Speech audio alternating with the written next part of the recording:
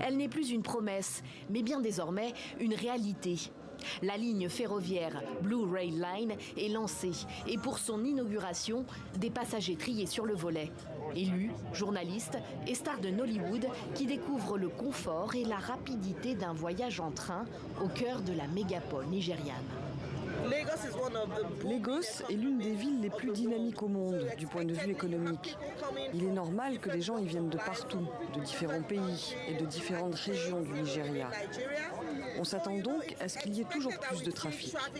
Mais avec des révolutions comme celle-ci, avec le train, les bateaux et tout ça, je pense que cette ville peut être exceptionnelle.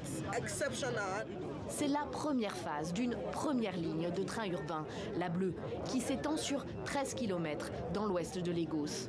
Elle devrait pouvoir transporter jusqu'à 250 000 passagers par jour et réduire, selon les autorités, le temps de trajet à 15 minutes contre 1h30, voire 2 heures actuellement par la route. Une petite révolution, selon certains. Au point que le président Buhari est venu en personne assister à l'inauguration de ces infrastructures construites par une société chinoise, un projet lancé par l'État de Lagos en 2010.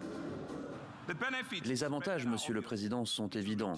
Cela va réduire le temps de déplacement, améliorer la qualité de vie de nos concitoyens et cela fera de Lagos l'une des mégapoles les plus résilientes, non seulement en Afrique, mais aussi par rapport aux autres mégapoles du monde.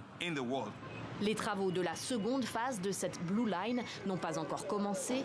6 autres lignes ferroviaires sont en projet. Les autorités locales ont des ambitions, mais peinent à trouver des financements pour développer les transports publics et sont toujours rattrapés par la croissance démographique de leur ville.